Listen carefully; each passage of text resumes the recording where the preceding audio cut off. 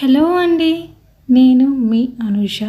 Today నేను మీకు మా విలేజ్ స్టైల్లో మునక్కాడ ఎగ్ పులుసుని ఎలా చేసుకుంటారో ఆ రెసిపీని అయితే షేర్ చేయాలనుకుంటున్నాను. ఈ మునక్కాడ ఎగ్ పులుసు అనేది చాలా అంటే చాలా టేస్టీగా ఉంటుంది. ఎటువంటి మసాలాలు లేకుండా సింపుల్గా టేస్టీగా సులువుగా ఎవరైనా ప్రిపేర్ చేసుకోవచ్చు. మునక్కాడ ఎగ్ పులుసు అనేది లంచ్ బాక్స్లకు కూడా సూపర్ టేస్టీగా ఉంటుంది. ఇంకా లేట్ చేయకుండా ఈ మునక్కాడ ఎగ్ పులుసుని మా పల్లెటూరి స్టైల్లో ఎలా ప్రిపేర్ చేసుకుంటారో ఆ రెసిపీని అయితే చూసేద్దాము. ముందుగా నేనైతే ఒక 4 కోడిగుడ్లను అయితే తీసుకొని బాయిల్ చేసి పైన పెంకును తీసి పక్కన పెట్టుకున్నాను. మీకు ఎన్ని ఎగ్స్ కావాలంటే అన్ని తీసుకోవచ్చు. అలాగే ఒక చిన్న నిమ్మకాయ సైజ్ అంతా చింతపండును కూడా తీసుకొని ఒక బౌల్లో వేసుకొని హాఫ్ అన్ అవర్ నానబెట్టుకున్న తర్వాత ఇలా రసం తీసి పక్కన పెట్టుకోవాలి.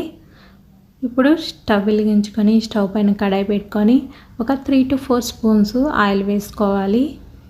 ఆయిల్ అనేది హీట్ అయిన తర్వాత 1 స్పూను ఆవాలను వేసుకోవాలి. మీకు నచ్చితే పోపు దినుసులు కూడా వేసుకోవచ్చు. జీలకర్ర, ఉద్దిపప్పు అవి కూడా వేసుకోవచ్చు. ఇప్పుడు 2 మీడియం సైజ్ ఆనియన్స్ని తీసుకొని ఇలా సన్నగా కట్ చేసుకొని వేసుకోవాలి. ఈ ఆనియన్స్ని మీడియం ఫ్లేమ్లోనే దూరగా ఫ్రై చేసుకోవాలి.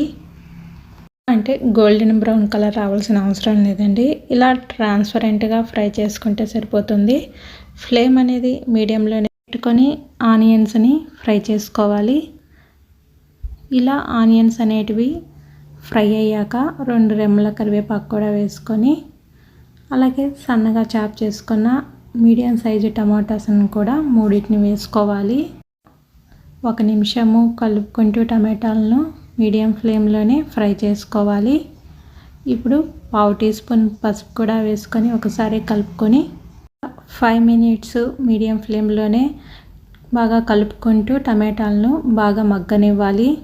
టమాటాలు అనేటివి ఇలా బాగా మగ్గిన తర్వాత మనం ముందుగా కట్ చేసి పెట్టుకున్న మునక్కాయ ముక్కలు కూడా వేసుకొని ఒకసారి బాగా కలుపుకోవాలి. ఇలా మునక్కాయ ముక్కల్ని బాగా కలుపుకున్న తర్వాత ఎగ్స్ని కూడా ఇలా నేనైతే ఎగ్స్ని ఘాట్లు పెట్టుకొని అయితే వేసుకుంటున్నాను. అప్పుడైతే ఎగ్స్లోకి ఉప్పు, కారం, పులుసు బాగా పట్టి ఎగ్స్ అనేటివి చప్పగా లేకుండా స్మెల్ రాకుండా ఎగ్ అనేది చాలా అంటే చాలా టేస్ట్గా ఉంటుంది. ఇలా ఎగ్స్ అన్నిటిని బాగా ఫ్రై చేసుకున్నాక తగినంత సాల్ట్ వేసుకోవాలి. మీ స్పైసెస్ తగ్గట్టు కారం అయితే వేసుకోండి. నేనైతే 2 స్పూన్స్ అయితే కారం వేస్తున్నాను. ఇలా సాల్ట్, కారంని ఎగ్స్కి మునక్కాయ ముక్కలకి బాగా పట్టించి ఒక 5 మినిట్స్ మీడియం ఫ్లేమ్లోనే ఇలా కలుపుకుంటూ ఎగ్స్ని మునక్కాయలని బాగా ఫ్రై చేసుకోవాలి. ఇలానే ఒక 5 మినిట్స్ పచ్చివాసన పోయేంత వరకు ఫ్రై చేసుకున్నాక తగినని 1 గ్లాస్ వాటర్ యాడ్ చేసుకోవాలి. అంతటిని ఒకసారి ఇలా బాగా కలుపుకోవాలి. మీడియం ఫ్లేమ్లోనే మునక్కాయ ముక్కల్ని బాగా ఉడికించుకోవాలి. మునక్కాయ ముక్కల్ని ఉడికించి వేసుకునే దానికంటే ఇలా పులుసులో ఉడికితేనే మునక్కాయ ముక్కలు కూర అనేది చాలా టేస్ట్గా ఉంటుంది. ఇలా మునక్కాయ ముక్కలు అనేటివి ఒక 80% కుక్ అయిన తర్వాత మనం ముందుగా నానబెట్టుకొని రసం తీసుకున్న చింతపండు రసం కూడా వేసుకొని ఒక 5 to 10 మినిట్స్ మీడియం ఫ్లేమ్లోనే బాగా ఉడికించుకోవాలి. ఇప్పుడు 1 స్పూను ధనియా పౌడర్ కూడా వేసుకోవాలి. ఇది పచ్చి ధనియాల పొడి అండి. ఇప్పుడు అంతటిని ఇలా ఒకసారి బాగా కలుపుకోవాలి. ఇప్పుడు సాల్ట్, కారం సరిపోయిందో లేదో ఒకసారి చెక్ చేసుకోవాలి. నాకైతే సాల్ట్ అయితే సరిపోలేదు, అందుకని కొంచెం సాల్ట్ అయితే యాడ్ చేసుకున్నాను. కారం అయితే సరిపోయిందండి. ఇలా మీడియం ఫ్లేమ్లోనే బాగా కుక్ చేసుకున్నాక కొద్దిగా కొత్తిమీర కూడా వేసుకొని ఒక 5 మినిట్స్ కుక్ చేసుకోవాలి. పులుసు కన్సిస్టెన్సీ అనేది ఇలా ఉన్నప్పుడే మనము మునక్కాయ ముక్కలు కూడా ఉడికాయో లేదో చెక్ చేసుకొని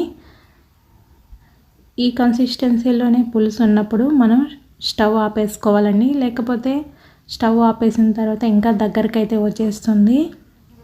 స్టేజ్లోనే మనము స్టవ్ ఆపేసి కూరనైతే పక్కకు దించుకునేయాలి.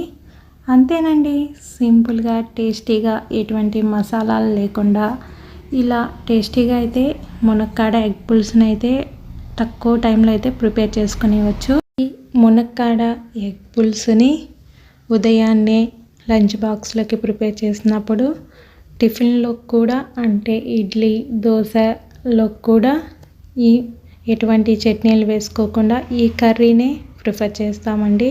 టిఫిన్స్లోకి చట్నీల కంటే ఈ కర్రీ చాలా టేస్టీగా ఉంటుంది.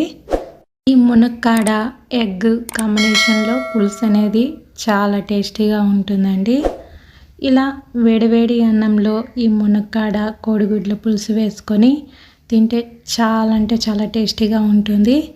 ఈ ఎగ్ పులుసు అనేది ఆ రైస్లోకే కాదు రాగి సంగటిలో కూడా చాలా బాగుంటుంది. ఒకసారి మీరు కూడా ఇలా ట్రై చేసి చూడండి. Thanks for watching.